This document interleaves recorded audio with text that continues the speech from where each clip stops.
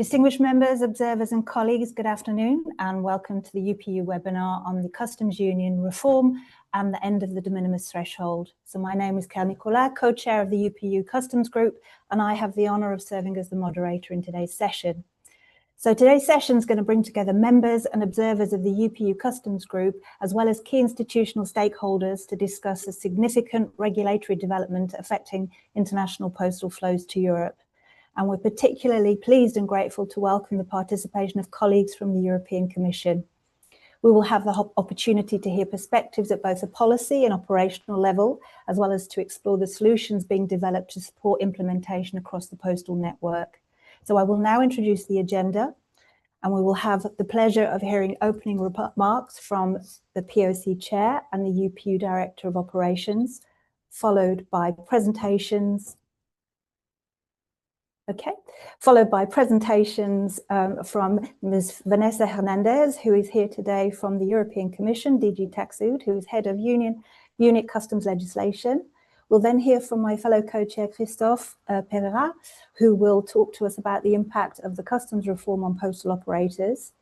We'll then hear from the Postal Technology Centre, who will talk to us about the UPU delivered duty paid solution. And then handing over to our colleagues from the IPC, who will talk to us about the IPC solution and the interconnectivity with the 27 EU designated postal operators. I will remind you that questions must be submitted via the chat function, and there will be plenty of time to cover the questions and answers at the end of the session.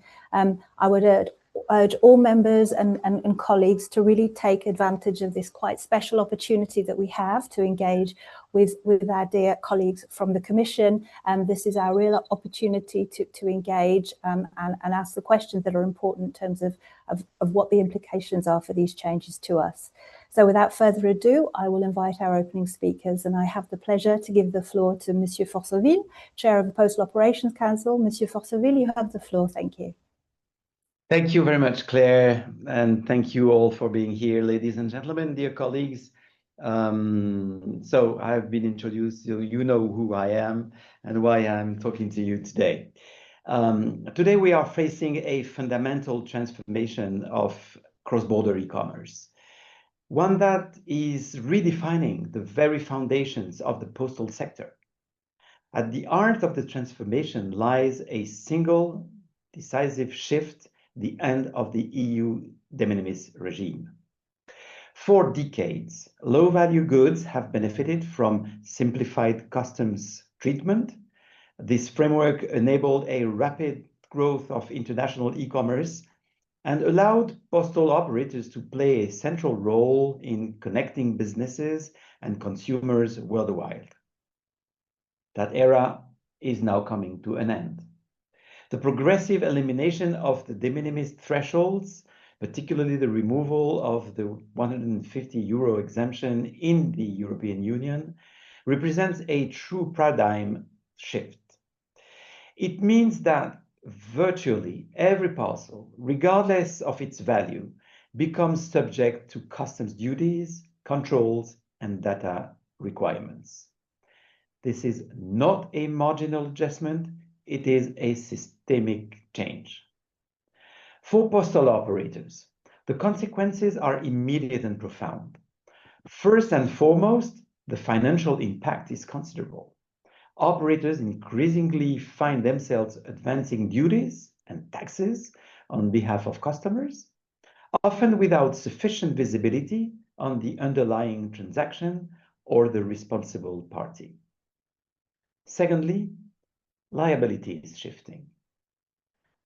Postal operators are no longer just logistics providers. They are becoming, in practice, key actors in customs compliance, often acting as indirect representatives. This exposes them to expanded legal responsibilities, covering not only customs debts, but also potential infringements related to non-compliant goods, or inaccurate data, or regulatory breaches. Thirdly, and most importantly, this reform forces a profound transformation of business models. The traditional model, based on high volumes, simplified processes, and limited data requirements, is no longer sustainable in this new environment. We are moving towards a model where data quality becomes critical.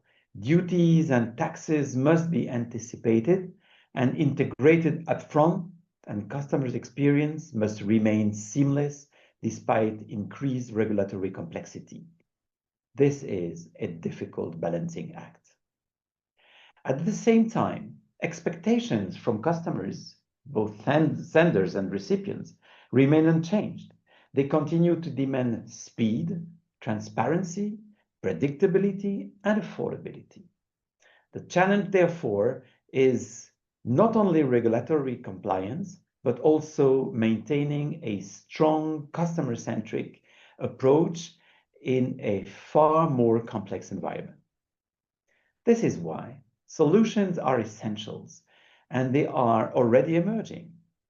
Postal operators are actively developing new operational and commercial approaches to adapt. These include expanding delivered duties paid, the famous DDP solutions, to ensure full cost transparency for customers, investing in data capabilities and analytics to improve compliance and risk management, and strengthening partnerships across the value chain, including with e-commerce platforms and customs authorities. However, let's be clear, these solutions require time. They involve deep transformation of IT items, operational processes, financial structures, and commercial offerings. They require investment, coordination, and alignment across a highly complex international ecosystem. They also require regulatory stability and a clear, predictable framework to be implemented effectively. The pace of regulatory change what we are experiencing today is extremely fast, sometimes faster than the capacity of operators to adapt. This creates a real risk of disruption, both for businesses and for end customers. This is why it is essential to recognize that the success of this reform will depend not only on its objectives, but also on the implementation timeline. We need the right balance between ambition and feasibility. Because ultimately, the goal is shared by all to ensure secure, fair, and efficient international trade while preserving the accessibility and reliability that customers expect from postal networks. The postal sector is fully committed to this transformation. It understands the stakes. It embraces the need to evolve, but it also needs the time and the conditions to do so in a sustainable way. Let me conclude with this message. Postal operators are working tirelessly to develop concrete, pragmatic, and customer-oriented solutions to adapt to the end of the de minimis and to this new regulatory environment. And they do this with the active collaboration of their multilateral organizations, such as the UPU, of course, its regional unions, or IPC, to name a few. So thank you very much, and back to you, Claire. Thank you, Monsieur Forceville, and thank you very much for those insightful and wise remarks. I now have the pleasure to give the floor to Monsieur Busetta, Director of Postal Operations. Mr. Busetta, you have the floor. Thank you. Thank you, Claire. Do you hear me? Yes, we hear you very clear. Thank you. Thank you very much, Claire. First of all, ladies and gentlemen, dear colleagues, thank you, Mr. Forceville, for your introductory remarks and for clearly setting out the importance of this discussion. My name is Abdelilah Busetta. I am the Director of Postal Operation at the UPU International Bureau, and our team is working in close cooperation with member countries, their designated operators, and all key stakeholders to navigate through these changes.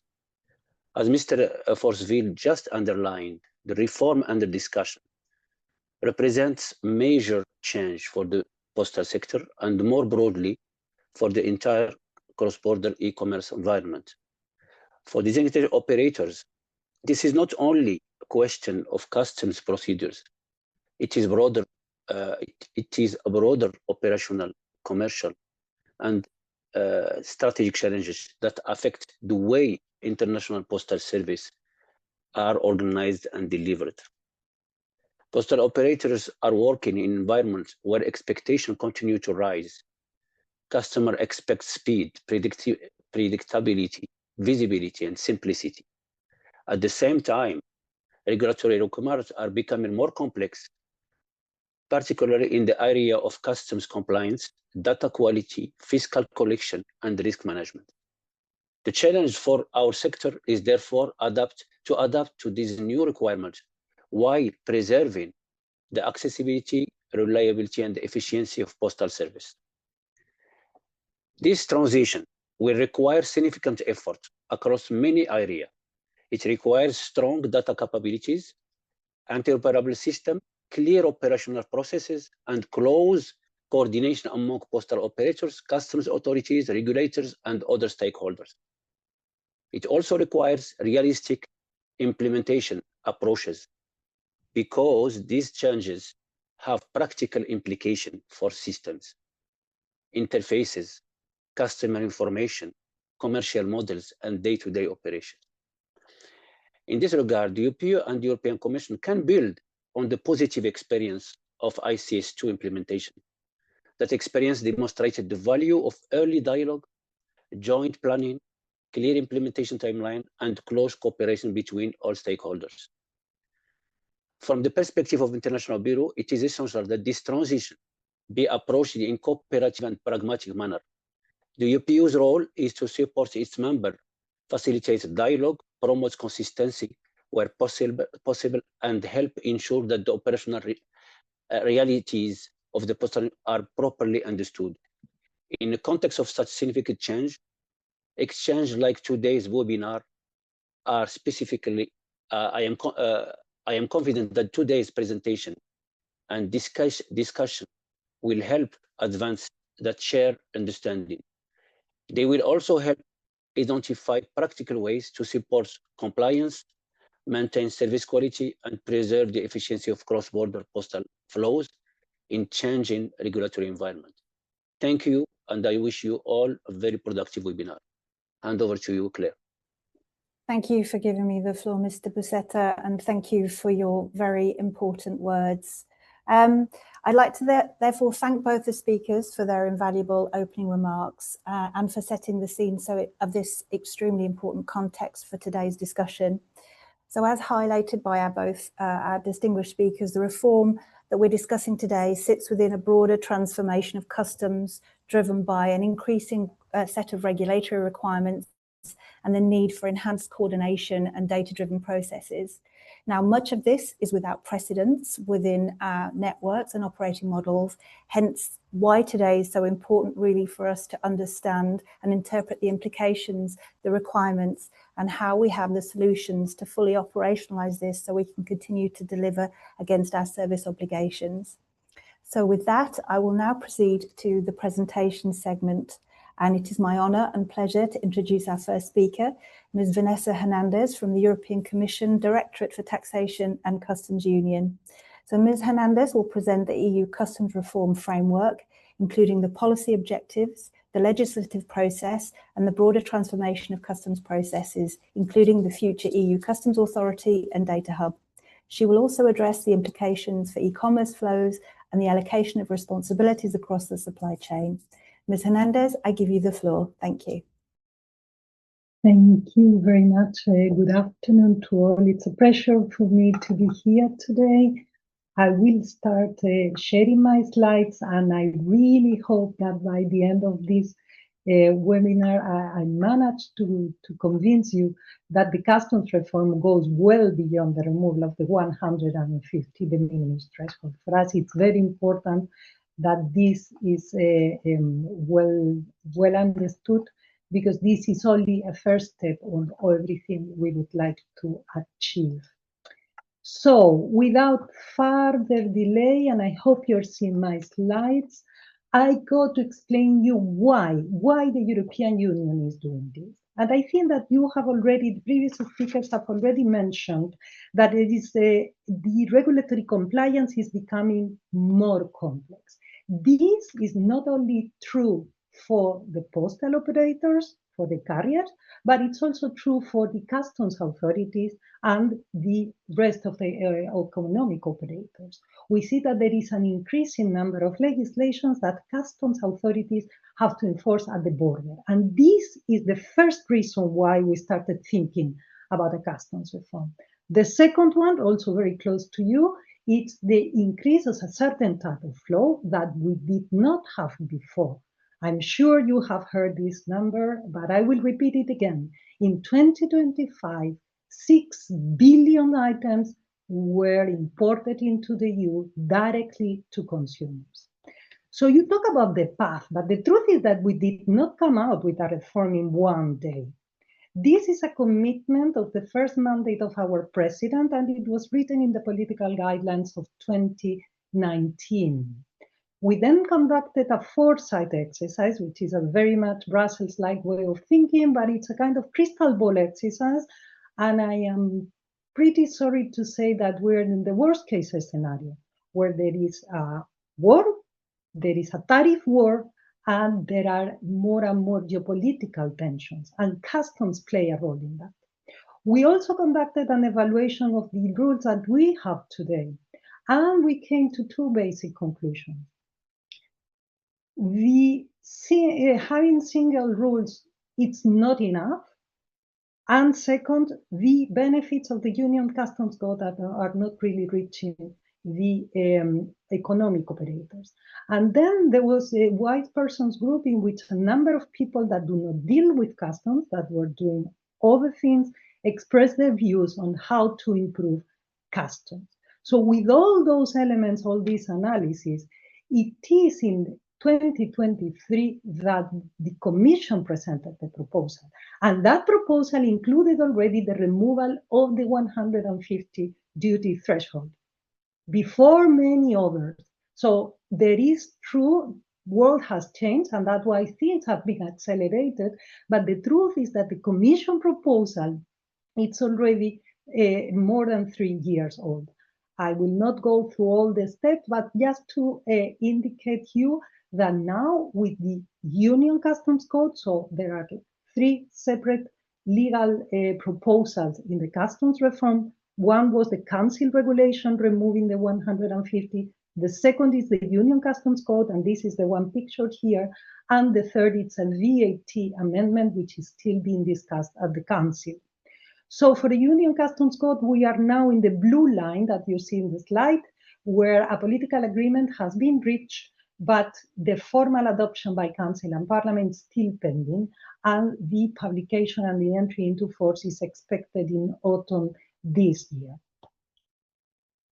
Let me go very quickly to what is that we intend to achieve. We want a simpler customs union, but a stronger one. So basically, the idea is that customs authorities can in a more easy way discriminate legitimate transactions from transactions that require control. And they can let go the legitimate transactions and can focus on the most problematic ones. We also want to reduce compliance costs. The tailor-made e-commerce regime is necessary because goods that are directly shipped to consumers are different than the goods where a business is in the middle. We need a new level of risk management because otherwise 27 different intelligence work in a complete different way. And this is necessary to create a true customs union. Because we do have the principle today that once the goods have been released in one member state, they are in free circulation in the whole Union customs territory. But for that, customs authorities need to act as one. The way to achieve this, as I said, going beyond the rules, is to have 2 key enablers. One of them is the EU customs authorities, and I will come back to it, which is an EU a decentralized agency that will gather all the customs authorities from the member states and will provide an EU-level risk, risk management, and will also be in charge of providing common training to ensure a more uniform application of the rules, and it will be the EU customs data hub, which will replace what we currently have, which is 111 separate IT systems for customs purposes. Let me go, there are many different elements of the customs reform. I will go very quickly to each of those, and then you, through your questions, which I guess will go rather on the second element, can ask me to clarify. So just very quickly to explain you what we have in mind when we say that we change the customs processes.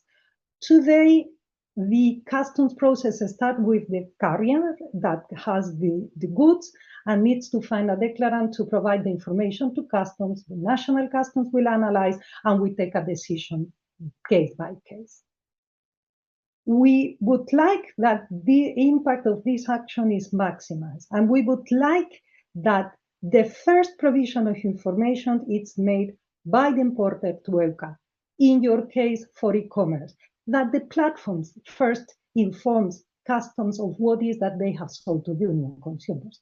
So by the time you enter into the picture, the carrier, customs already has all the necessary information that the importer needs to provide. The only thing that you need is to complete with arrival times, maybe the consignment number, etc. But the information that you need to provide is the one you know best, which is about the movement of the goods. Then, when it comes to controls, we would like that the impact of the controls is higher. I am sure you're all aware that this year the Union Customs authorities work together on what we call priority control areas. That means that the 27 member states coordinated to have customs controls on parcels at the same time. Well, they found out that 55% of the goods that had been controlled did not comply with union requirements. However, the impact of finding one single parcel that does not comply, it's not enough. We need to move to supervision strategies and structured cooperation that allows to maximize the finding of one control. And to help operators, we also need to reuse the business data and to have the EU level of risk analysis, so fraudulent flows do not use different borders in order to import goods to the Union. One very important point that has to do with the responsibility of operators is that for the first time, even if we have a customs union in the EU since 1968, we introduced in the Union Customs Code a definition of importer and the obligations of the importer. The obligations are, to our view, quite common sense obligations. Provide the data to customs, pay the duties, ensure that the goods comply. We have a residual category for other obligations. And during the negotiation process, the member states highlighted the importance of a partnership with the private sector so that the importers would notify customs about suspicious movements to help them with the controls. And again, to clearly distinguish legitimate flows from fraudulent ones. There are other elements regarding customs processes that change. For instance, the Commission had proposed to replace the AO, the authorized economic operator, by the trust and check. That the result of the negotiation is that it will stay. Temporary storage, the Commission has also proposed to shorten the amount of days, but it will stay in 20. Sub-exports provisions change, and some specific opinion for special procedures for inward processing also change. I understand this is of less relevance to you. We come to e-commerce. In e-commerce, I think that the first goal of the customs reform was really to level the playing field. We have a business flow that is operating still today under preferential conditions. There is no need to pay the duty, and there is no economic operator in the EU responsible for the goods. So all these parcels that the customs authorities found incompliant, no one responded for them. Nothing happened. And this is a legitimate advantage that it's being provided that this kind of business, because all compliant business will tell you that compliance costs.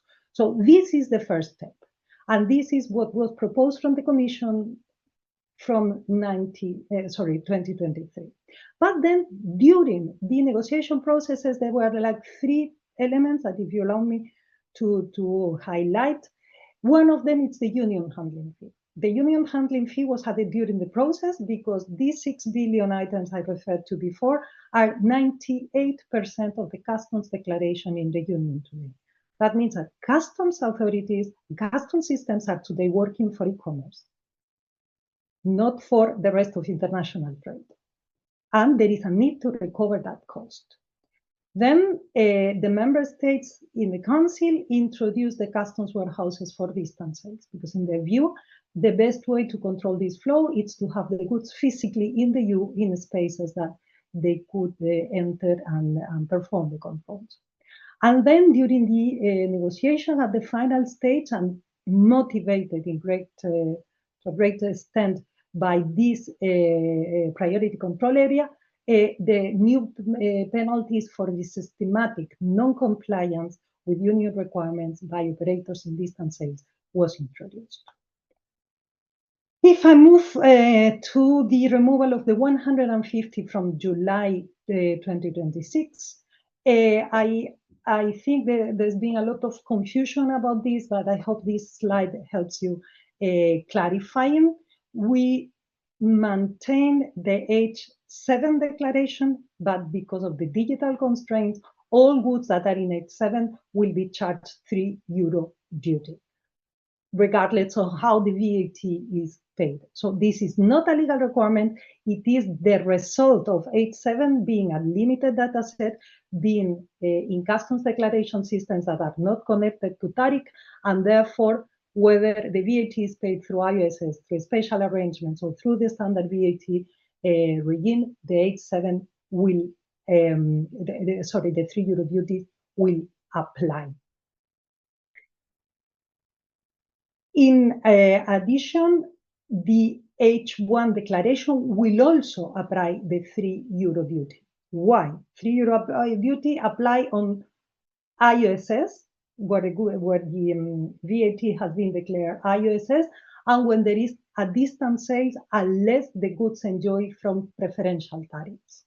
So all goods subject to what we call provisions and restrictions, even if sold in distant sales, will continue to be declared in H1, but the €3 duty will apply.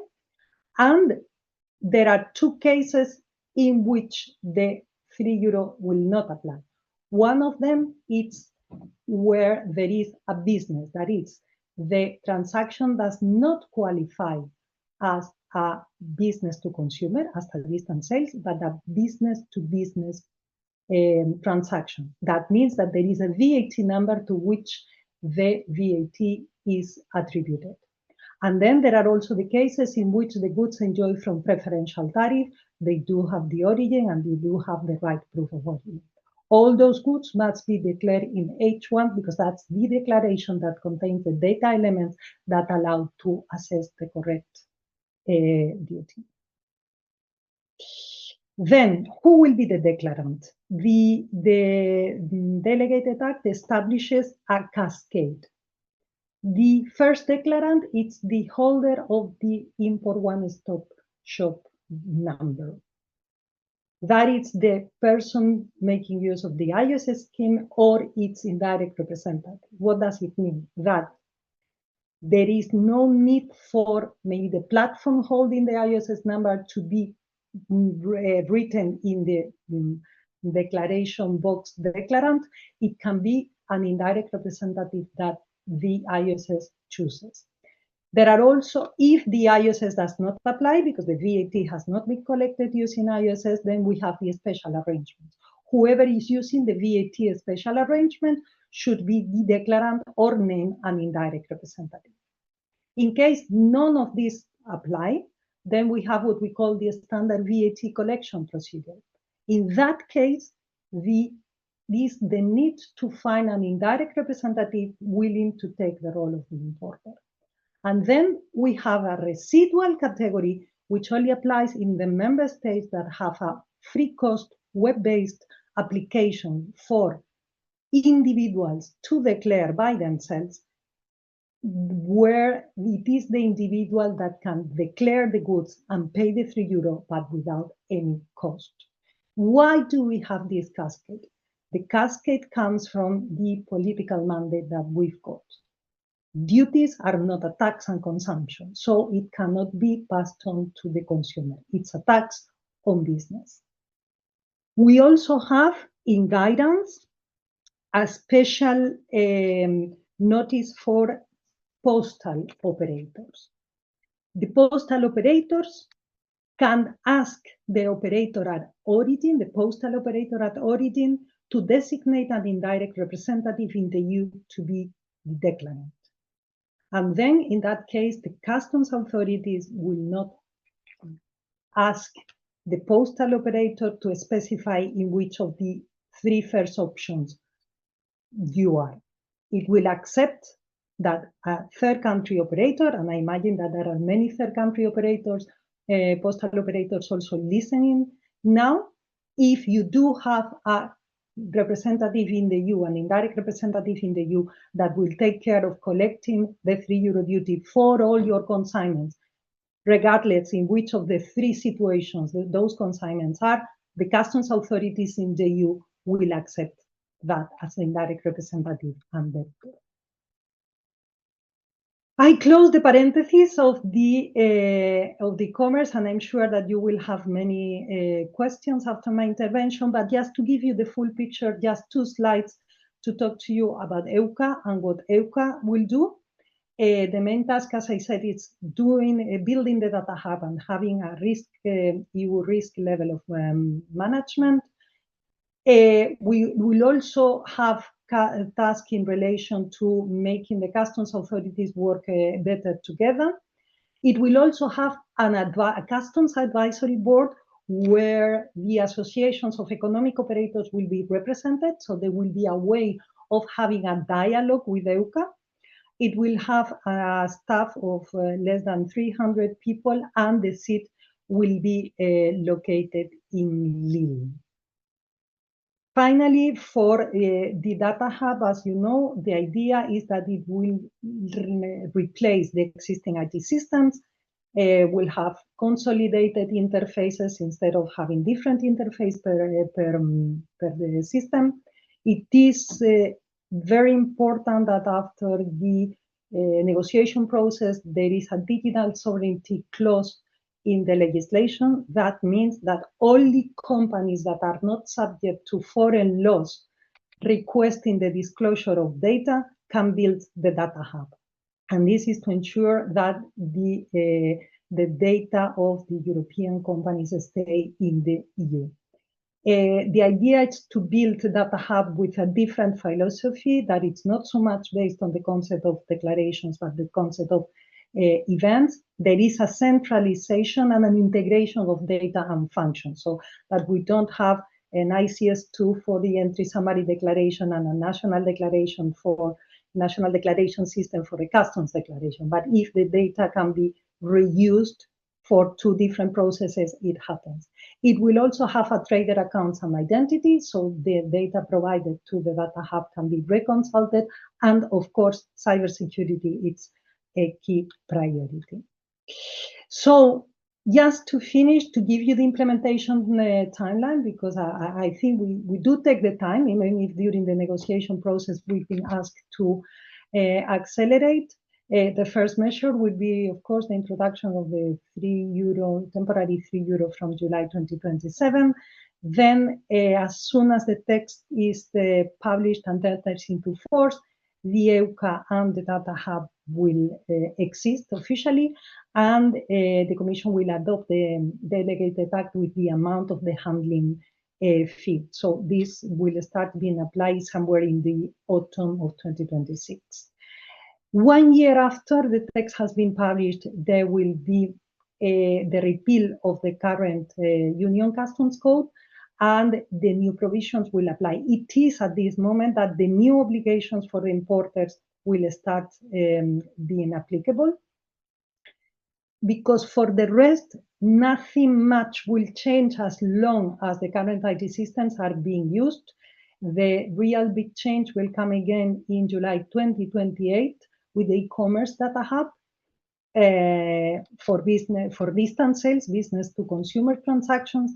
Then the data hub will be voluntary from March 2031, and finally the end of the national systems will happen in March 2034, when the data hub will become mandatory.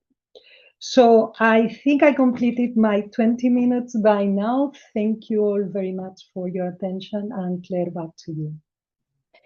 Thank you, Ms. Hernandez, for that very comprehensive and detailed presentation. And I think clearly, as you've outlined, this is the beginning of a very long process of reform that has a very clear set of timelines that we need to be mindful of.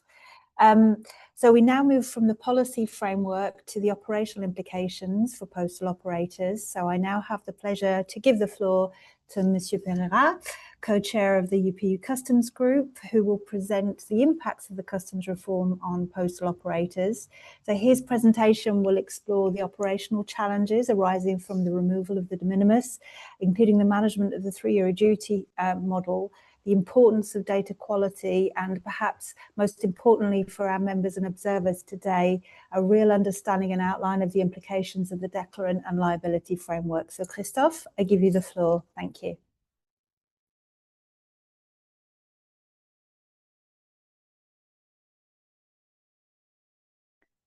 Christophe? Sorry, I was on mute. Can you hear me? Yes, yep. Loud and clear. Over to you. Thank you. Thank you very much, Claire. Good morning, good day, good evening, everyone, and thank you very much for joining this webinar.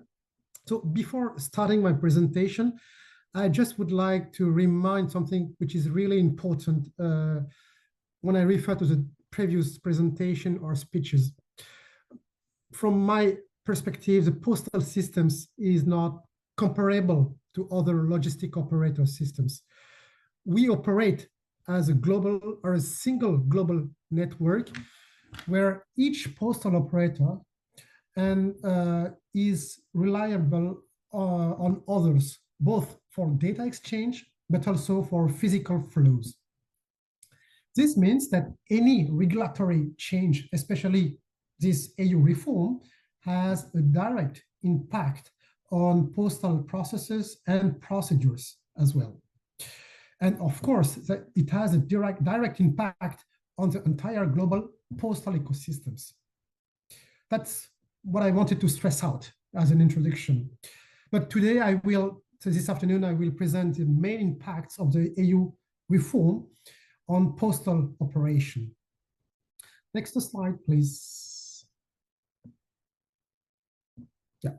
So let me just briefly introduce the main measures, which has already been presented by Ms. Vanessa Hernandez.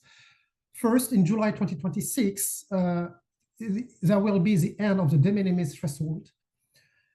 This means that basically all shipments, regardless of value, will be subject to customs duties. Then, in November 2026, a European handling fee will be introduced. From July 2028, we will have major and structural changes. First of all, the data hub, which will replace the traditional customs declaration.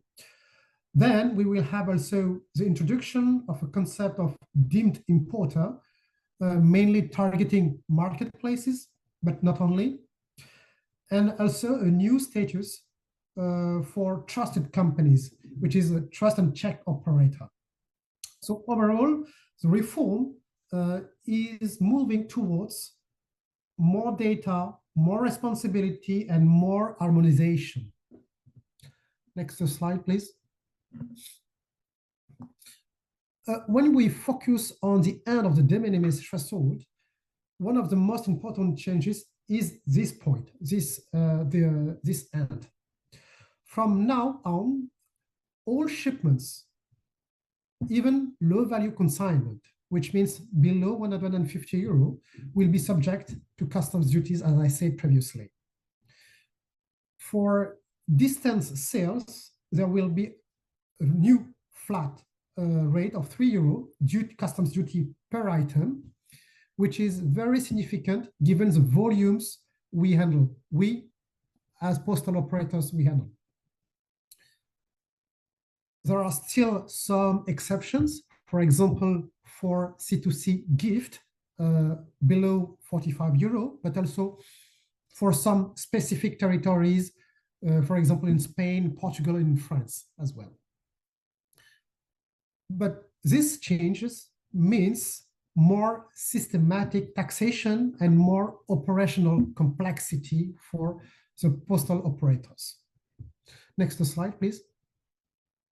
So now if we have a look on what could be the key challenges for postal operators, first of all, postal operators, especially EU postal operators, will need to organize their role as indirect representatives, meaning acting as a declarant.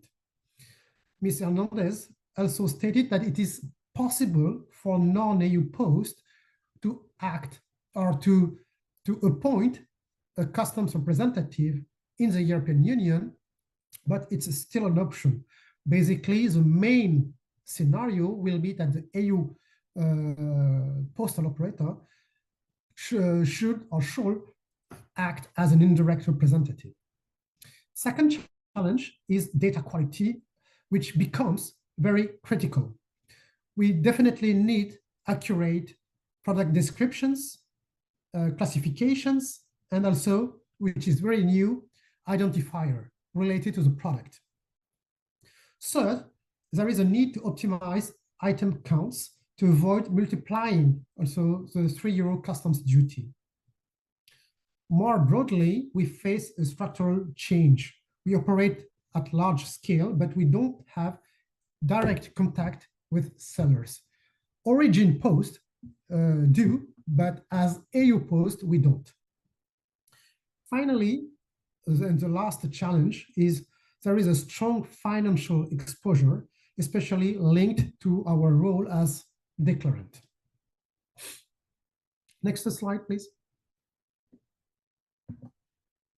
Yeah, let's now look at responsibilities. Postal operators often do not have, especially in EU post, do not have direct contact with sellers, yet they receive data and assume the liability. In some cases, the origin post can appoint as an indirect representative, as Ms. Vanessa Hernandez exposed earlier, in the European Union. This representative becomes a declarant and carries the customs duties. EU postal operators may also act under a standardized UPU framework and not always as direct declarants. Importantly, responsibilities go beyond customs. They also include product compliance, for example, and safety obligation as well. Next slide. Data management is probably one of the biggest challenge, I would say.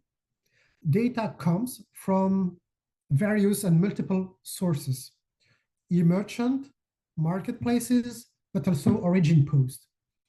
And we as EU post, we have limited control over it.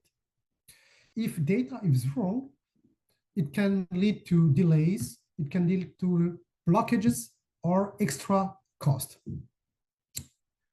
You have also the new product identifier requirements, such as the MPID, the NSPID, or the SPID, which will become mandatory in November 2026. It can be optional as from July, but it will become mandatory in November. So all of this increases the complexity and the need for IT developments. So clearly, data becomes a central pillar of our operation.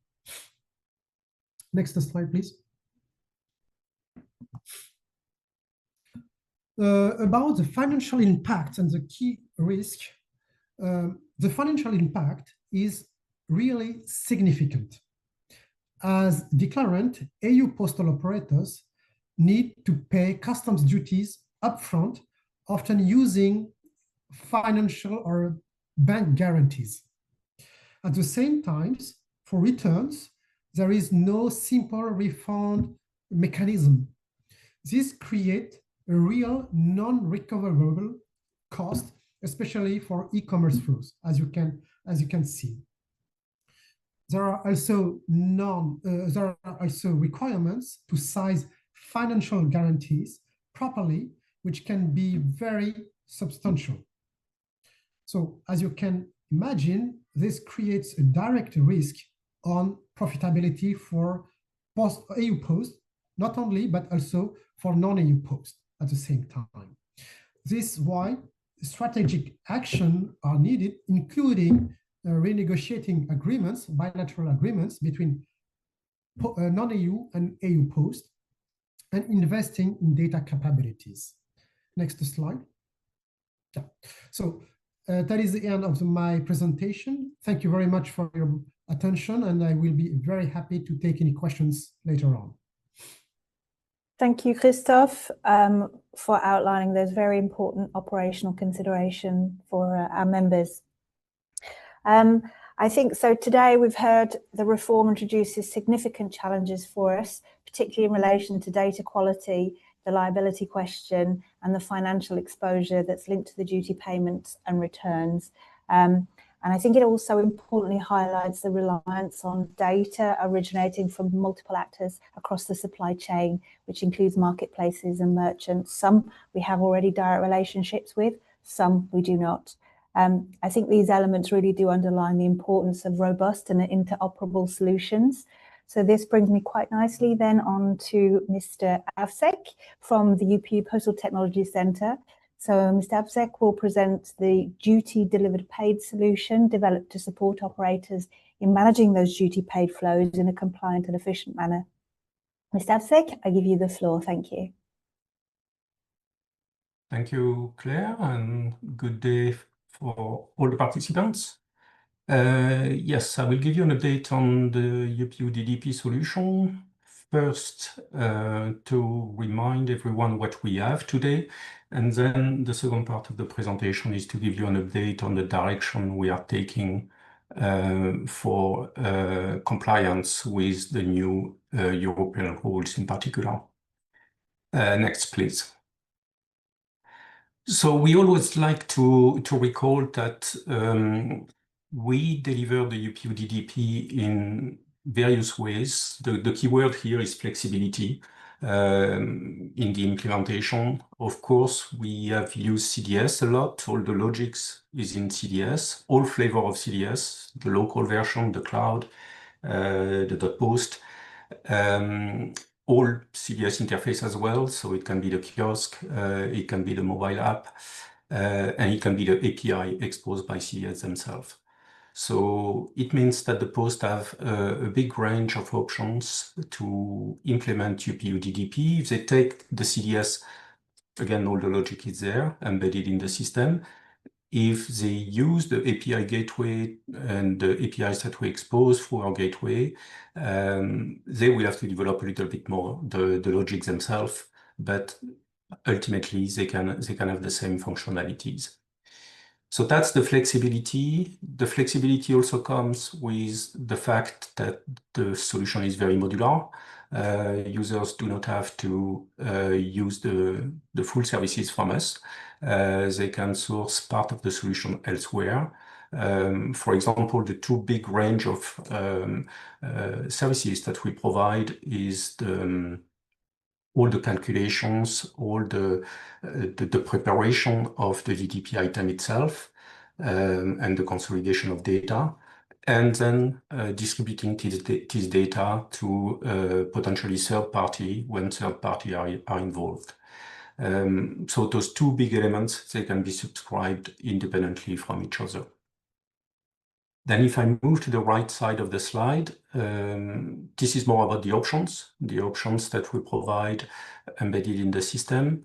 First is to give you the choice of partners. So if we look specifically, well, you know, what kept us busy during the last year was more the US. For the US, we have onboarded now 7 different actors that can be activated on demand for performing the qualified party services with the US CBP. So they are all integrated in a similar manner in the system. You can easily even switch from one to the other because the functionalities are the same and the behavior of the CDS system and the UPU DDP is also the same.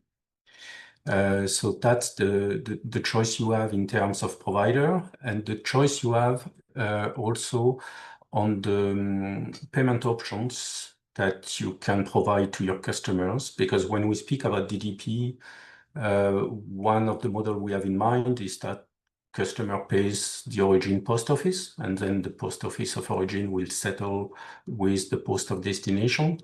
But it's not the only model. Some posts at origin do not want or cannot be involved in the collection of tax and duties for a foreign administration. So in that case, we provide the possibility to have the customer pay directly via an app to a third party in that case, or to be invoiced more for business customer after the fact. So again, on this slide, it's just a summary to say flexibility for deployment on the left and a range of options to activate the solution on the right. In the center of the slide, and I will come back to that in the next part of the presentation. So 45, it's actually a little bit more now. We are reaching, we are very close to 50 posts using our system in production. And what's important is that for the big majority, they are outside Europe. So I will come back to that later because it's important in the next section of my presentation. Next, please. So what's ahead of us, really what we need to change to cope with those additional requirements is basically to provide more agility. And agility for us means, you know, the number of actors we think will continue to grow.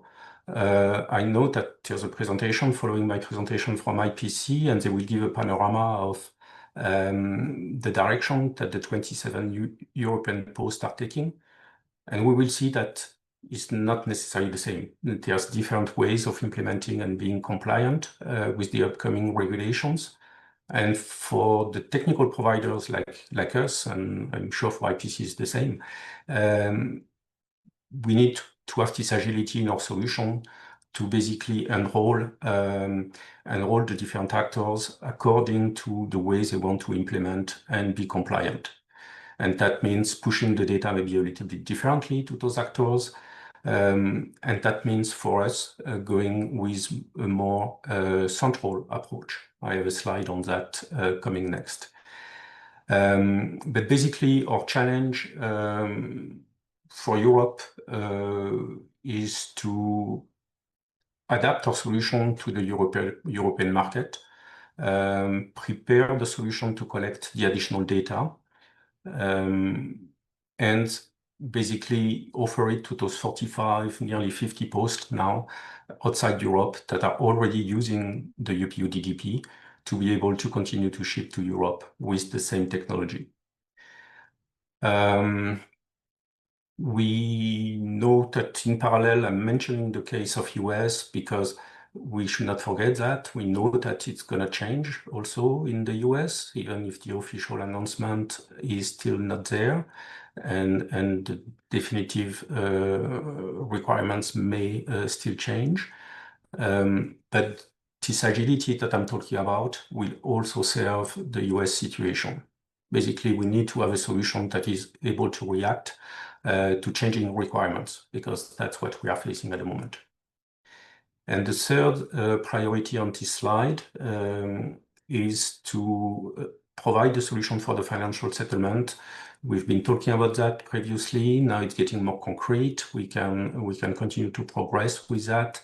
We want to leverage on the UPU clearing to provide a financial settlement solution to the DDP items. Next slide, please. So very practically, what we are going to do in the short term to be able to collect the extra data elements is to have additional APIs in parallel to the existing ITEMAT flows, because in a very short term, we cannot envisage to change the ITEMAT, even to switch to ITEMAT v2. It's not something that can happen overnight. So the approach is to leave the ITEMAT as it is and collect the extra data elements in a separate API. And then we will have a data consolidation service between the ITEMAT flows and the API's flows to be able to provide the full data set to, again, the post of destination for filing.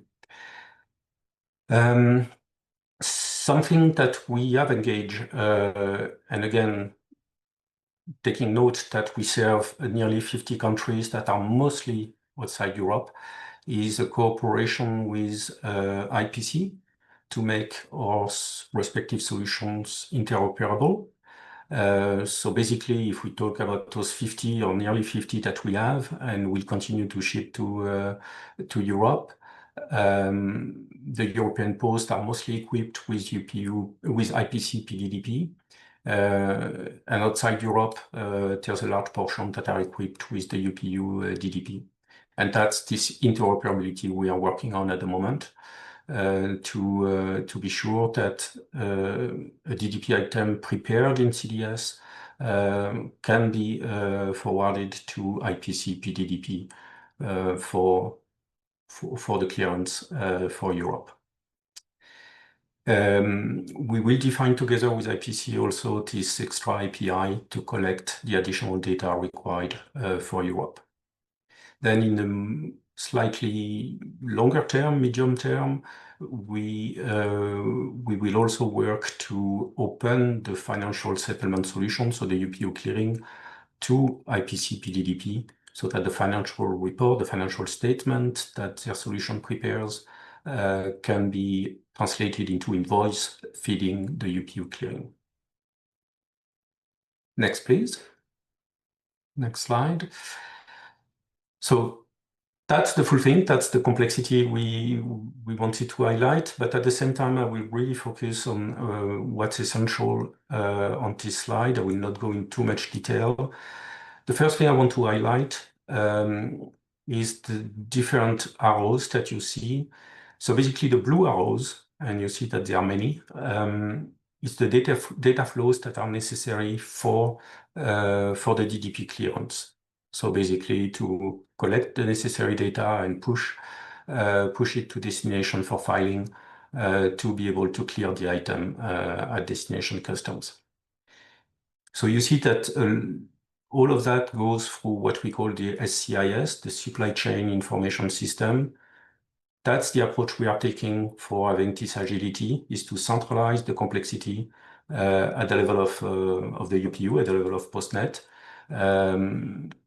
collect all this data from different data sources. Again, it can be the ITEMAT, it can be an extra API, consolidate the data and push it to the relevant party at destination.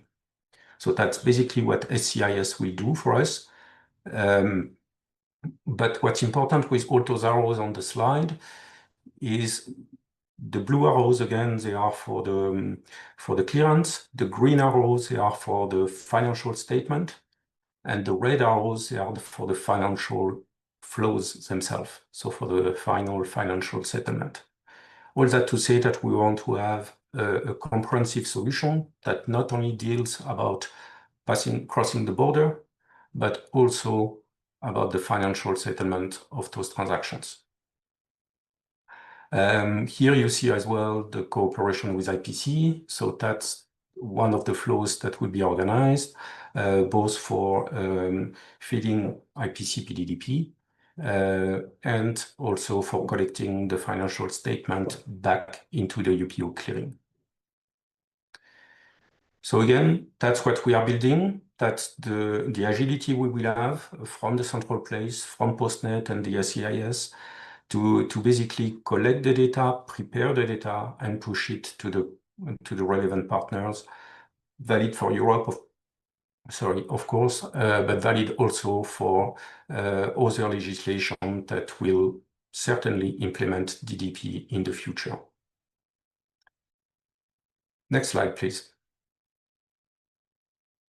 And this is really to finish this presentation, just an opening to say, well, today we are focusing on Europe. That's the purpose of this webinar. But everything we are building at the moment keeps in mind that it's a general trend. We've seen US last year. We are seeing Europe now. The trend will continue. The end of de minimis will probably become the norm in many, many destinations. The transition to DDP-based flows will continue. We are in contact with some posts in other regions, for example, Argentina, Chile, where the system is a little bit different, but we are looking at that to also adapt our solution and comply with it ultimately. Also, the possibility to use third parties. At the moment for the US, it's qualified party. It will certainly transition to custom brokers. Maybe some European posts will decide also to use third party in the middle. We will continue to onboard additional third party when necessary. And one aspect that we have looked at and already provide solution for, but there's still some work to do, is for transit scenarios. So basically to clearly and very precisely identified DDP items when they go through a transit post. And I think I have one more slide to summarize what's coming next in terms of deliveries. Next slide, please.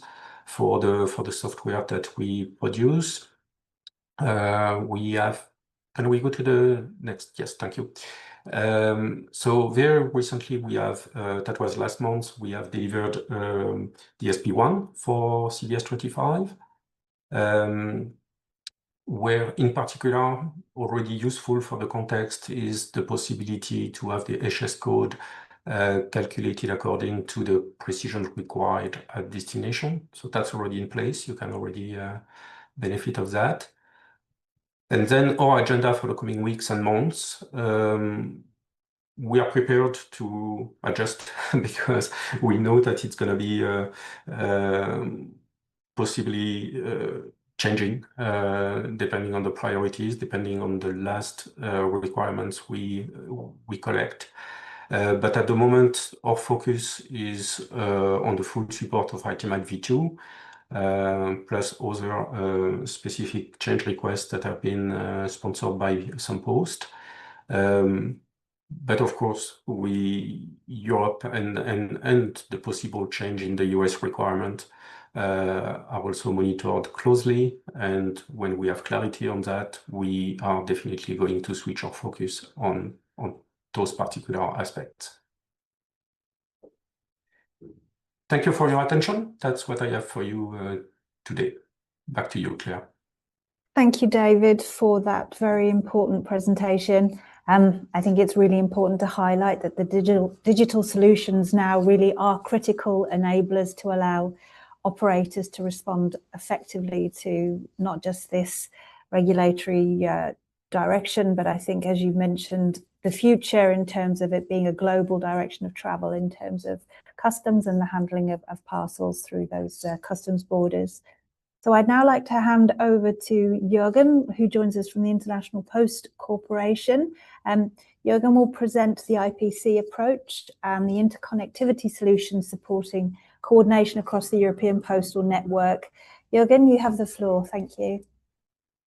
Thanks very much for giving me the floor. If I can switch to the next slide. Yeah, IPC is operating the IPC PDDP solution. David already referred to that, and we try to leverage on the existing solution and capabilities to help the participants mitigate the impact of the upcoming changes. So the next slide. IPC recognizes the complexity and the diversity of both inbound and outbound use cases, different situations and different decisions, also likely based on the risks perceived by different posts on how best to deal with this. Our objective is to create a flexible solution for data collection and transfer, backed by our industry-leading IPC PDDP service, which is also not just a technical solution, but importantly, it's supported by a framework agreement between participating posts that ensure that the liability is arranged and that there's a commitment of payment of the invoices to be settled between the participants. Our focus specific for July is to ensure that we maintain business continuity as much as possible on all flows into the EU and to focus on making particularly the inbound PDD posts ready, but also support outbound posts that want to use the solution. So the next. So from July, we're working hard now that from July, we have a solution in place that can collect and process the essential data elements to support the new changes. Some of these will become mandatory only in November, but we will be ready in July to be able to capture and process the set of data elements, such as the product identifiers, but also declarant IDs where required in different ways. We have flexible technology solutions we need to enhance the current transaction. So we are upgrading to a version 2 of our PDB transaction file. But in addition, we also develop, and David already referred to that in close cooperation with UPU, the newly required extended data API, which are covering the capture and transmission of those additional data that currently not transmittable through ITnet. We also provide the solution for posts that are onboarding but are not yet quite ready with the API integration to combine the extended data API and ITmet, where we convert into a PDDP for the inbound post that needs that for processing the PDDP items. So again, the power of the solution is that there is a liability framework that arranges all obligations between parties. We provide a transaction-based payment report through BI that supports the reconciliation between the parties, and we have flexible ways to help post on board with the solution. Next slide, please. What we believe is that we can help mitigate the financial risks that come with the changes. And those are still being assessed by the different posts. But we identify that especially the difference between using a PDDP solution or not using a PDDP solution is significant. There where IOSS items are concerned, the lowest possible risk is there where any direct representation is feasible through an assigned third party that was referred to in earlier presentations, but may not be always feasible in each and every post situation. For IOSS, there's a manageable risk if indirect representation is applied either by a destination post for a non-EU merchant or through a third party where PDDP is used, as PDDP helps to mitigate the financial risk as there is commitment to pay. There's payment reports, there's traceability and trackability of all information from origin to destination and through customs back to the origin. The same applies for non-IOSS, even though it's possible for non-IOSS to collect the duties from the receiver. It is still a better customer experience if all payable amounts are collected in upfront and are settled between posts that are supporting the process. So for non-PDDP, when it comes to IOSS, the risk may be unsustainable in case money cannot be collected from the consignees we heard earlier, but the post would somehow, as indirect representative, need to pay those amounts in advance to customs with no way to recover. There are, however, as we learned, if we click one more time, I don't know if it's possible to click as there's a pop-up. Yes, so in several EU countries, we learned that there is an arrangement that they can still, even for IOSS items, apply DAP and collect from the receiver. It's not yet 100% clear for us exactly how that is to work, but that, of course, would limit that unsustainable risk. There is also, for non-IOSS, a high risk where the EU post needs to act as declarant, even if there are arrangements, possibly bilateral, in place to somehow recover the costs. But if you have to capture it from the consignee, there's always costs involved in collecting the money, in storing, and etc. And that also goes even though slightly less risk if the receiver acts as declarant. Next slide, please. So we've, with also the help from a Europe survey, as well as what we as IPC send out to Post, EU Post, where current status of what we have captured as what Post believe that they will do, although many have still indicated that they're not clear and still waiting the official guidelines from the Commission on this. The current situation is quite diverse. So there are a group of posts that say the risk is such that we will only accept PDDP, no DAP for IOSS. That for IOSS, there are other group of posts that say we will prefer PDDP and work to expand it, but we will also still apply a DAP or a bilateral agreement with an origin post so that we can recover the costs if we are paying that in advance, even without involving the consignee. And then there are posts that say, no, we have found a way that we can, even for IOSS, still use DAP. We will not use PDDP. We only use DAP. Then there's also a group of posts that have not yet provided feedback or taken a decision as to what they will do. And then for non-IOSS, the same categorization. Those that will only accept PDDP, those that have a mix, and those that only accept DAP. This makes it, of course, very challenging for origin posts as to how to organize themselves on being ready. But as IPC, we will push and work towards getting as many posts ready for the PDDP part, where that is the highest mitigation option for any financial risks, and also for a smoother process and a better customer experience. So the next slide, please. Just also on the cost side, from a consumer perspective, currently I'm taking just an example of a non-IOSS item, and this may not be 100% accurate, it's just indicative.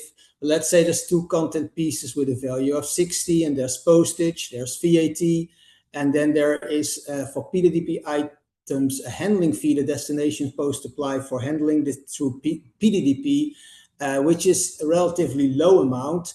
If you compare that to a DAP, there are published handling fees by different posts of what they charge for a DAP, and which is mostly much higher. So already currently today, the PDDP is from a consumer and merchant perspective a more interesting product than having it delivered through DAP. If we then go to the next, now next slide, please.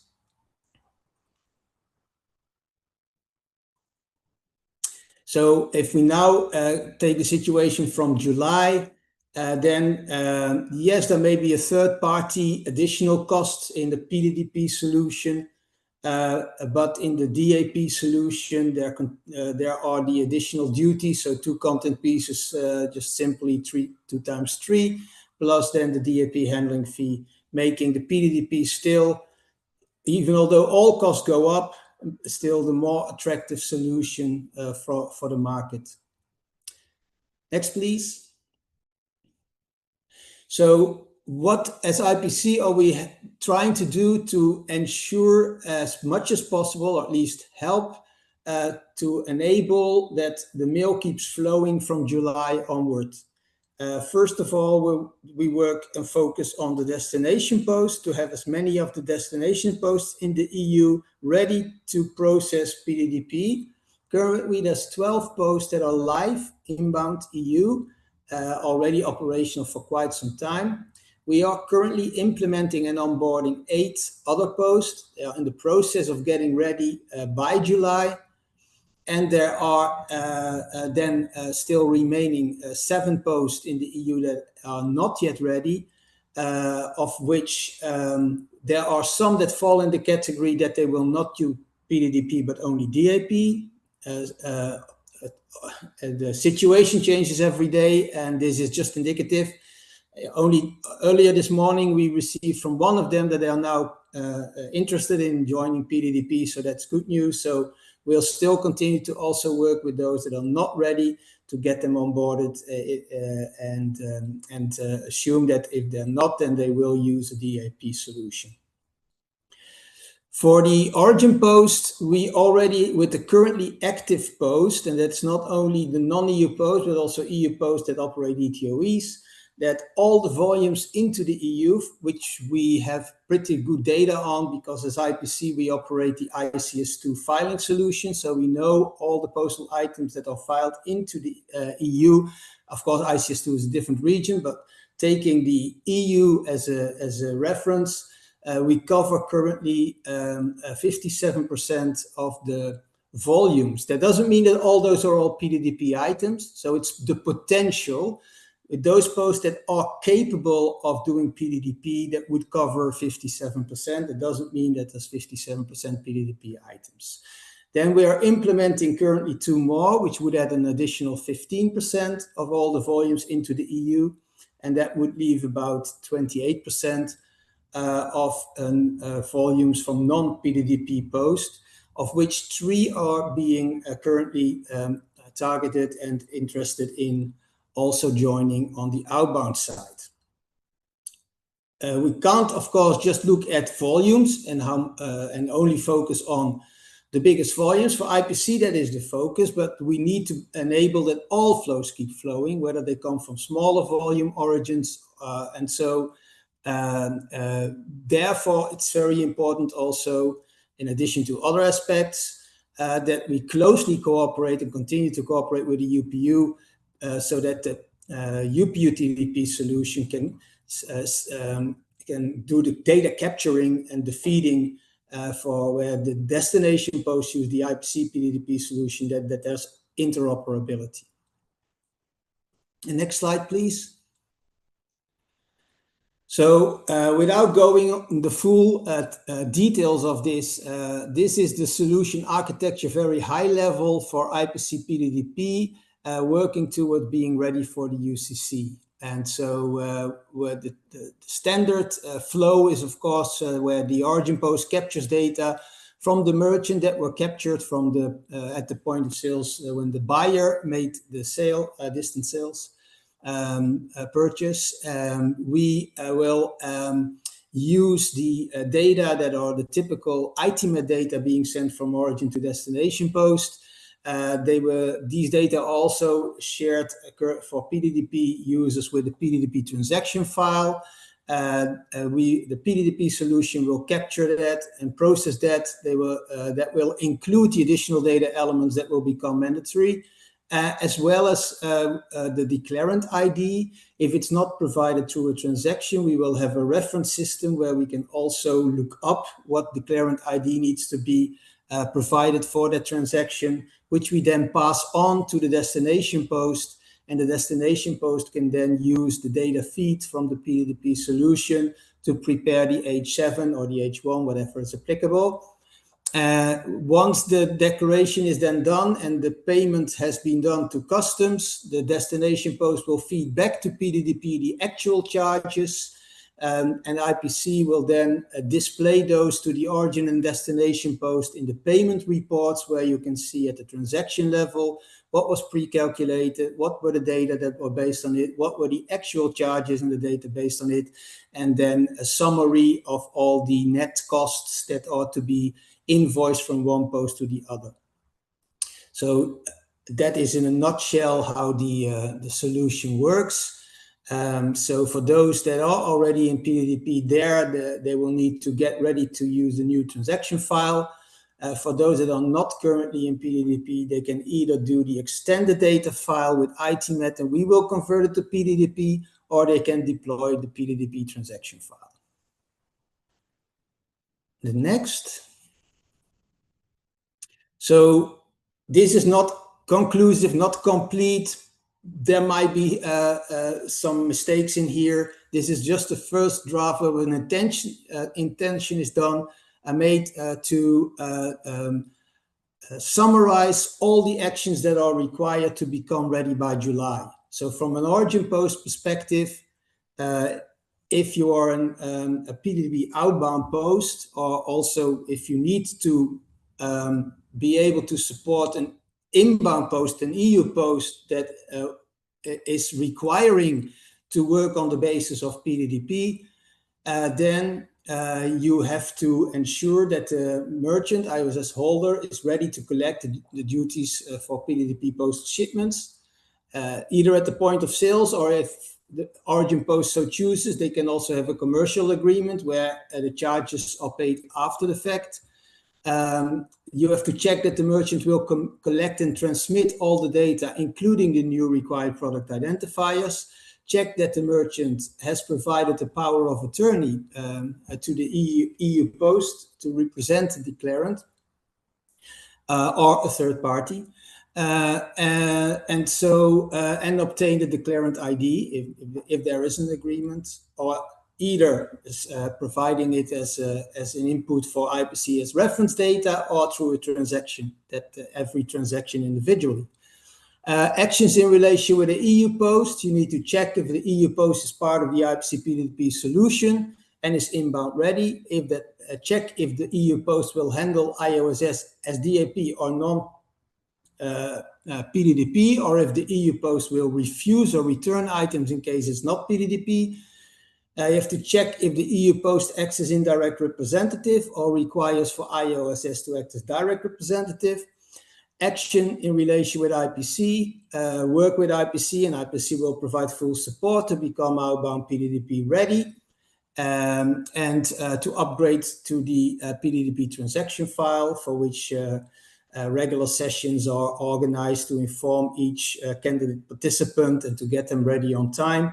How long does it take? Of course, it doesn't take 1 or 2 days, but if you're fully, your IT is ready and committed, we can support for it to be set up within 2 weeks. Then the next slide. What does the EU post need to do to be ready? Also check that the merchant has provided the power of attorney, either direct or through the EU post, through the origin post.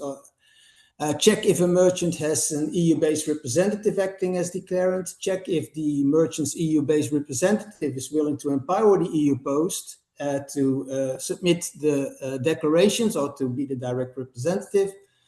Actions in relation with the origin post, check with the origin post if they're part of the PDDP solution and outbound ready. Inform the origin post if non-PDDP IOSS is handled as DAP or will be refused or returned.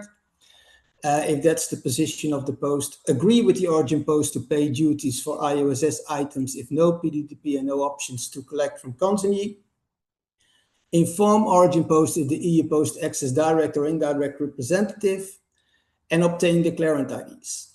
Action in relation with IPC, be IPC inbound PDDP ready, and to provide the API, to be able to provide the actual charges of the fees paid to customs, to be able to close a transaction so that settlement can take place. Process the new transaction file, and be able to translate the additional data elements required into H7 or H1. Inform IPC to include PDDP handling fee. So if you are a new post and as PDDP, you need to provide what handling fee will apply to PDDP items, which we include in the framework agreement, and any country-specific requirements are going to provide it in an annex as well. So this, sorry for a little bit detail at the end, but it is just to indicate that quite a lot needs to happen in a very short period of time. And this was just an indication of what all are high-level key steps to be taken to be ready, at least for the PDD part of it. That brings to the end of my presentation. Thank you. Thank you, Jürgen. Lots to consider there. So I'll thank all of our speakers today for their valuable contributions. It's no surprise that we've had some excellent engagement in terms of your questions, which now brings us quite nicely onto this important part of the session, whereby I'm hoping we can provide some answers or at least a little clarity on some of the implications and the topics that we've covered today. So I'll now give the floor to my fellow co-chair, Islam, who will moderate this part of the session. Islam, I give you the floor. Thank you. Thank you, Claire, so much for giving me the floor. For those who don't know me, my name is Islam Khidr from Egypt Post. I'm one of the customs group co-chairs.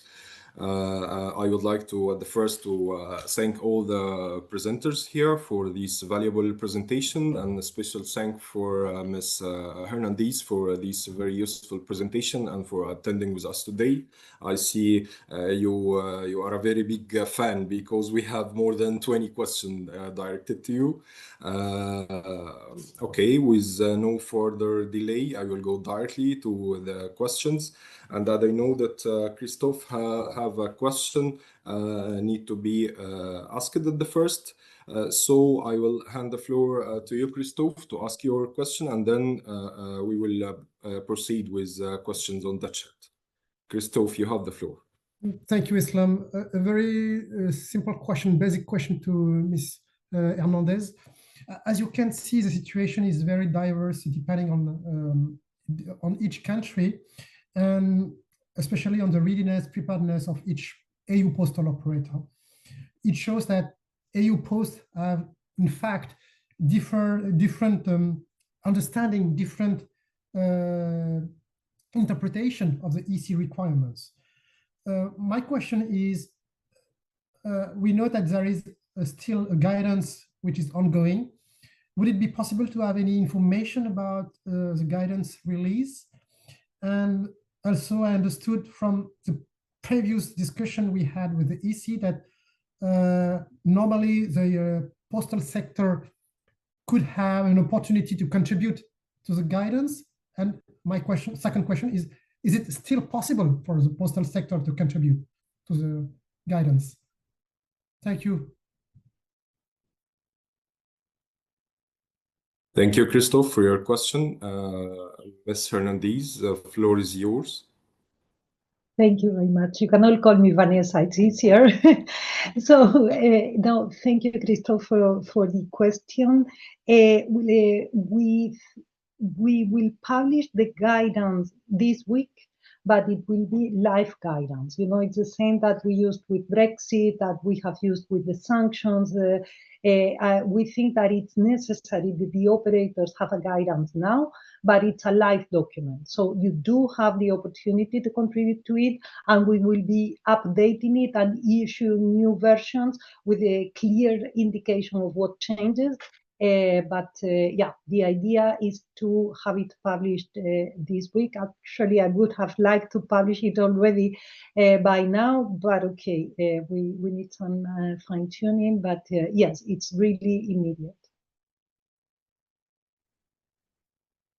Thank you so much. I believe it will be useful to be these guidance to be shared as we already have a lot of questions and requests at the chat to share these guidance. So it's a good news. Actually, we have a lot of questions we already received before the webinar, and we have also a lot of questions here. I hope we will have a sufficient time to cover all these questions. So I will go directly to some of the questions that we already received before the webinar, and then going to the question of the chat. Our first question about data requirement. Could you please clarify the minimum data elements that the postal operators will be expected to provide under the future framework? Well, the minimum data requirements are those in Annex B. So basically, H7 and H1 have not changed. The data elements are exactly the same. The only additional data requirement is the product identifier, but it's still in a data element that exists. So it's additional information in a data element, which is 1203, that exists already both in H7, H6, and H1 declarations. So there is additional information to state in an existing data element. And regarding the product identifier, there are some items such as handcrafts or second-hand goods or any other items from C2C shipments. How could this item will be handled? The guidance clarify how to handle those, I think. And there will be a few. So it will be included in the guidance. Okay, thanks for these clarifications. Going to the postal liability or responsibility. How does the Commission see sharing responsibilities between postal operators, platforms, seller, and customs representative? Well, the Commission does not look at the role in the way you put it. We need to have an importer in the future. Today, we will need a declarant. In the future, we will need an importer because the duality will end. And whoever wants to take that role has to be signaled to customs as such. So the Commission does not force any economic operator to become the importer. Actually, even for the sellers, there is the possibility, and now even for the declarant is the same. So the Commission does thinks that there is the role of the importer, which is different from the role of the carrier. In principle, I would consider postal operators more as carriers than as importers. So they would have to get the name of who is to be the importer. And for that, I perfectly understand that in your particular situation, you need the collaboration of the post of origin. But again, the Commission does not look at the postal operator as the responsible person. We know that you are the carrier, and there needs to be someone that motivated the traffic, that motivated the movement of the goods that you're carrying, that would have to be the person responsible in the EU.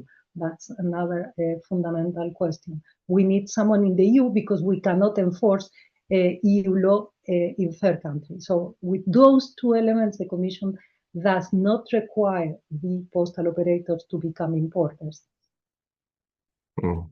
Thank you for your clarification.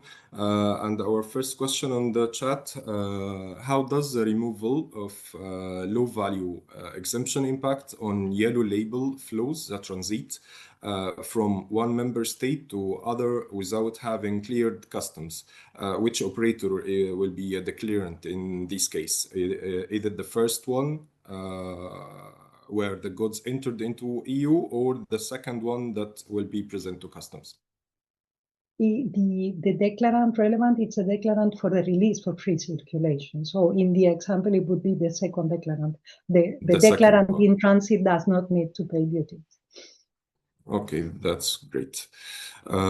Second question, how can postal operator charge the IOSS holder when there is no contractual agreement between the postal operator and the IOSS holder? Where you provide any clarification about this point?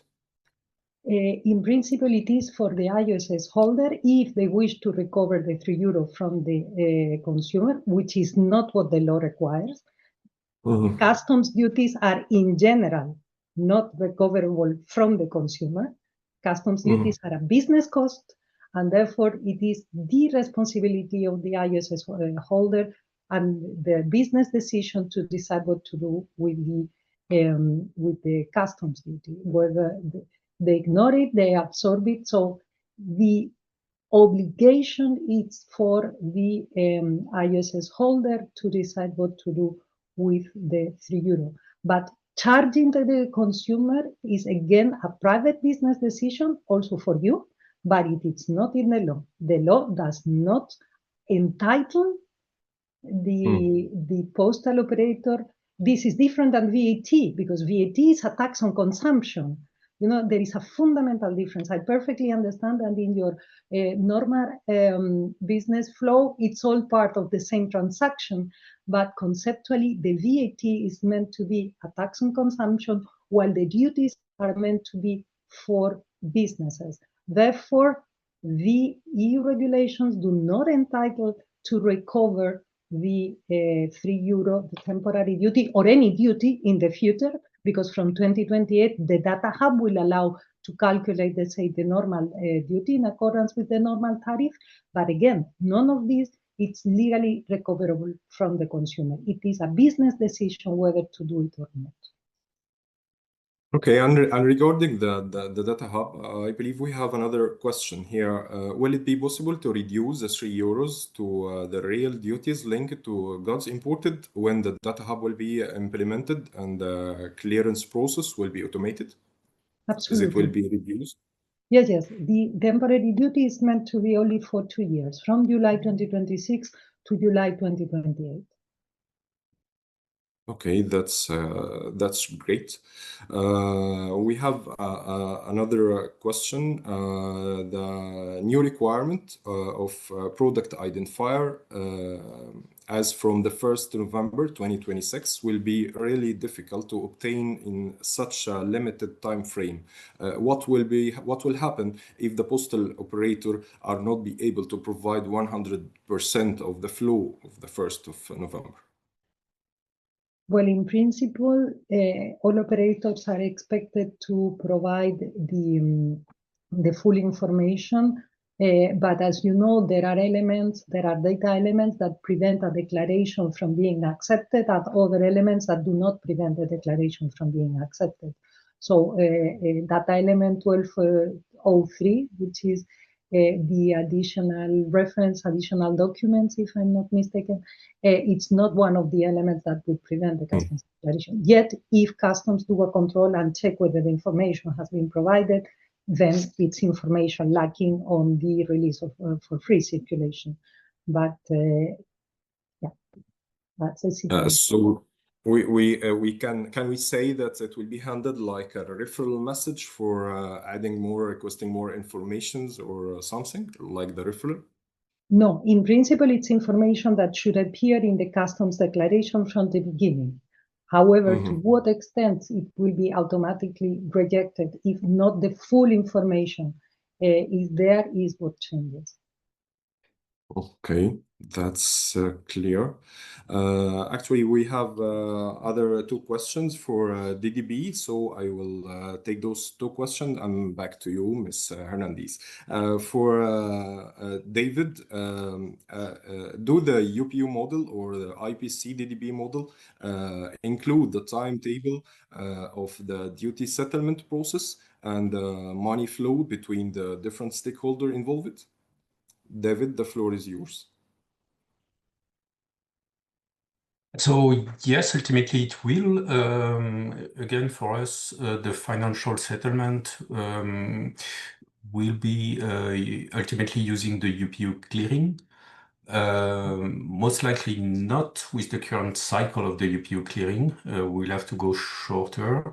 But it's still work in progress in the sense that the experience we have with the various clearings that we have built over the years is that there's really always a compromise between the need to go fast for the financial settlement and the settlement fees, the banking fees that are behind, because the more you accelerate, the more financial transactions you have and the most banking fees you will have.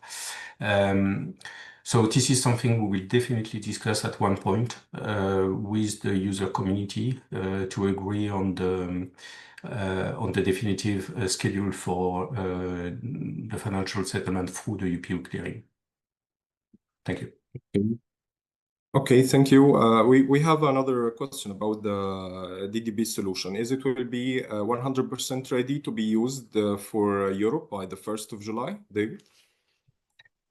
So we are definitely working on that. So if we put the extra data elements aside because they're not required from the 1st of July, being totally ready for us means, based on what I have explained before, that most of the European countries are served with the IPC PDDP.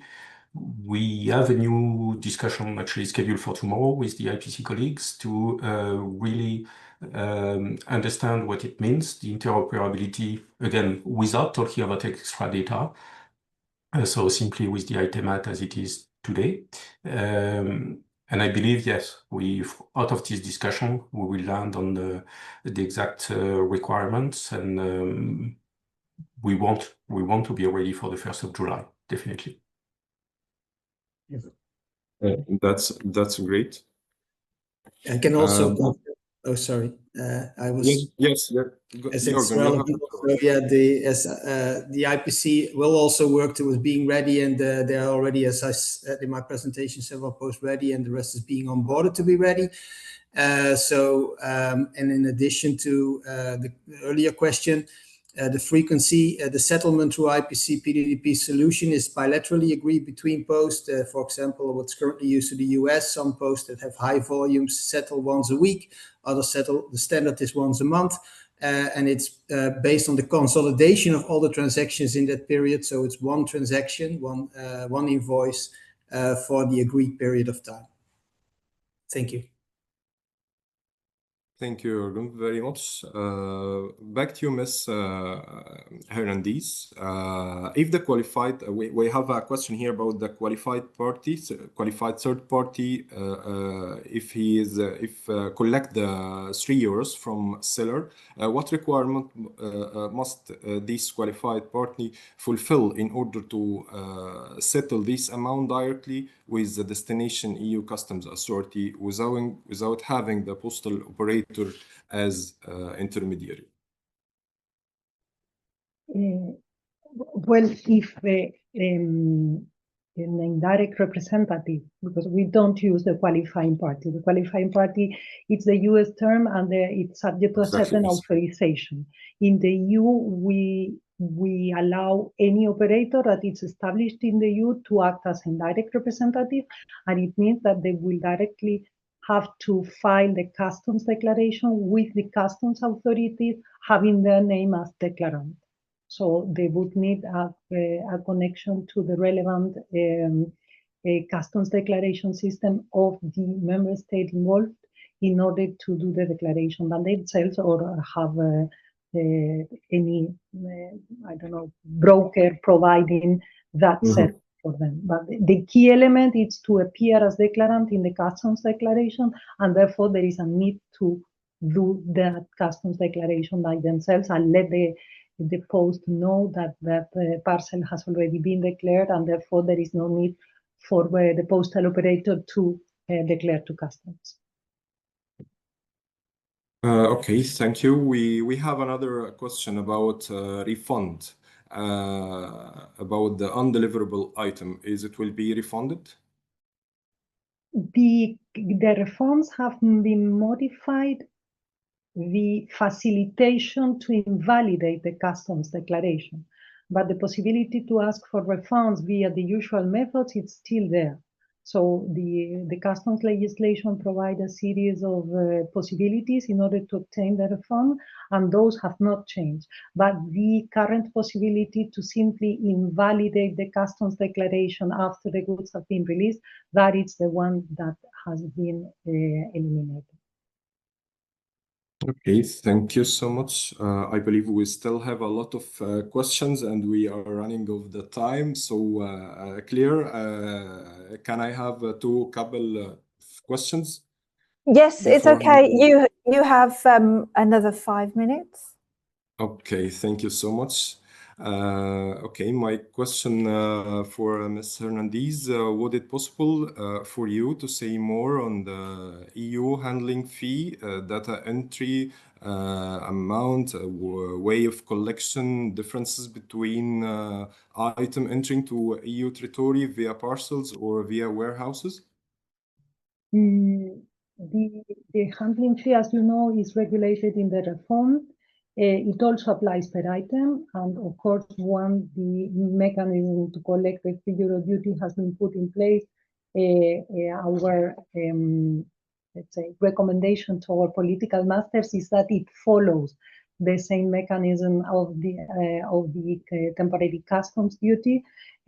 However, for the amount and so on, we will have to see. We have to wait for the reform to be enforced, and then there will be this delegated act stating the amount. So for the time being, that's all I can say. And it will also depend on the moment of publication of the customs reform for the entry into force of the handling fee, because there is a chain of events, of legal events that need to happen before.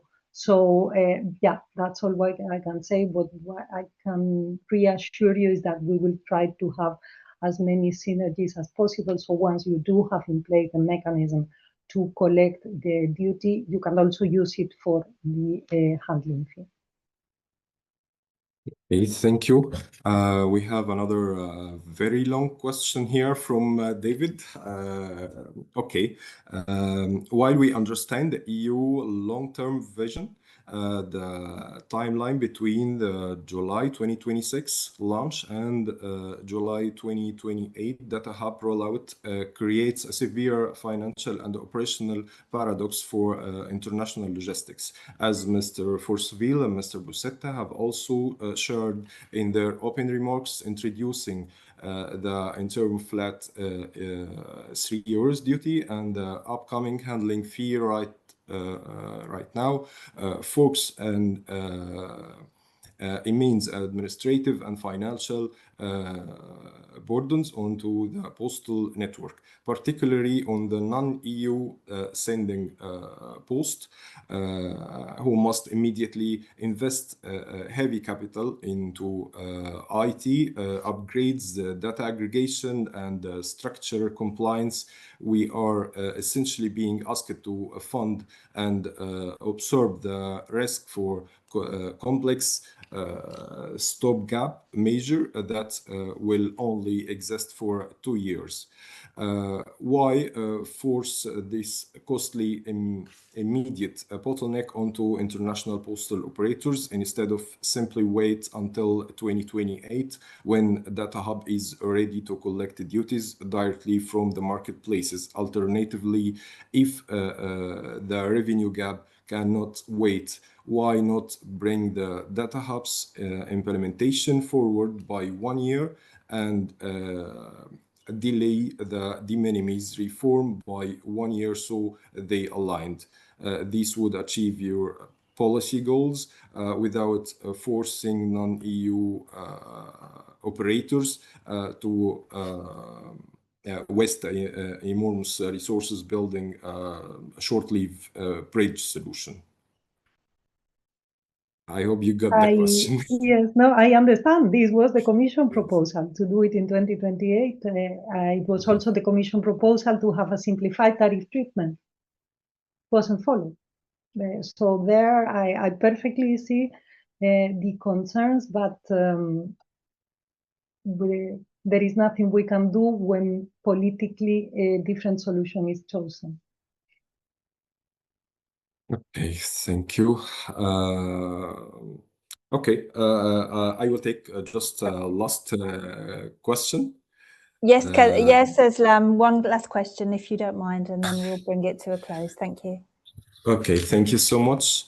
Okay, it will be an open question. If Ms. Vanessa would have a clarification, or if there's any other thoughts about this. Has any assessment been made of the possible impact on delivery times and postal operators flow once these new requirements are implemented? No, we haven't, because the initial goal was to put the pressure on the ISS holders that already charge VAT at the moment of the sale. So in our view, there should not be an impact in those cases, which are, according to our figures, well above 90% of the total flow coming to the EU. But I perfectly understand that it is precisely the postal flow that also has a lot of non-ISS consignments. So I understand that the difficulty in bigger terms for the whole flow, it's not that big in terms of delivery, but that this might change for certain operators. Thank you.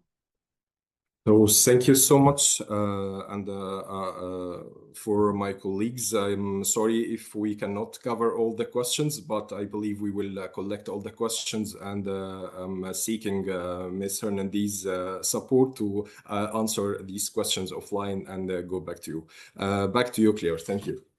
Thank you very much, Islam, and thank you to Vanessa for her time today and for taking time to answer our questions. Obviously, there will be many more, and I hope that in the spirit of collaboration and shared road to compliance, that we can keep open and active engagement with the Commission.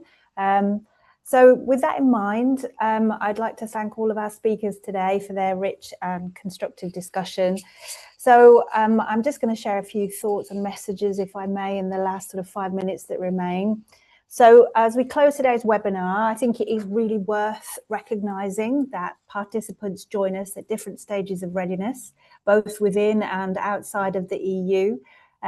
For some, the customs reform is very well acknowledged, understood and embedded in their planning activities. But for others, this does represent perhaps a new or evolving area requiring further consideration, alignment and indeed interpretation.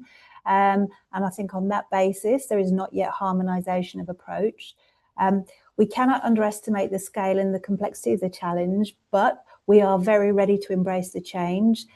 We are very proactive and forward thinking. And with that in mind, I'd like to consolidate a few more messages. The move away from the de minimis threshold represents just one element and the beginning of a fundamental structural and persistent change. There's obviously very important emphasis now, not just with the EU, we're seeing this globally, on increased emphasis on data quality, transparency, and clearly defined roles and responsibilities, with a whole new set of considerations for postal operators. And indeed, postal operators are now very central in ensuring they are compliant and support compliance for the efficient movement of international flows. So we've heard today this reform combines a clear policy direction presented by Vanessa on behalf of the Commission, but with very real operational implications across the postal network. It reflects both a shared ambition to strengthen the customs framework and the practical need to adapt systems, processes and responsibilities across the entire supply chain for increased compliance and transparency. And in this context, I think it's very important to recognise the unique role of the postal network within the global trading system. Unlike commercial supply chains, international postal traffic operates through an interconnected network of designated operators spanning a very large number of countries and territories. And every day, our network enables millions of consumers, micro businesses and SMEs to participate in international e-commerce, often through channels that would otherwise be inaccessible. It's also an essential component of national infrastructure, supporting economic inclusion, facilitating trade, and importantly, connecting communities underpinned by universal service obligations. At the same time, this reform represents a significant transformation in the way e-commerce flows are managed and controlled, and it will require, as Jean-Paul highlighted earlier, sustained investment in systems and capabilities, as well as continued focus on operational readiness across the network. and its success depends on interoperability, common standards, and coordinated implementation across jurisdictions, supported, I hope, by a pragmatic and phased approach. And in this context, alignment across all actors is absolutely essential. The work of the UPU Customs Group remains particularly important in providing a platform for coordination, technical alignment. And I would therefore encourage all operators to actively engage with the UPU solutions, including the PDDP capabilities presented today, to support implementation and ensure a seamless consumer experience. Importantly as well, continued engagement with marketplaces and e-commerce stakeholders will also be key to ensuring interoperability across the supply chain, as you've heard, because they play a key role in that cascade of responsibility now, as far as complying with the customs reform is concerned. But ultimately, the objective is to maintain continuity, efficiency, and reliability of postal flows in this new framework, while the overall direction of travel is absolutely clear to us today. So, distinguished delegates, ladies and gentlemen, I'd like to thank everybody that's been involved today for your contributions and your presentations. I thank you for your attention, and I will now bring this session to a close. Thank you.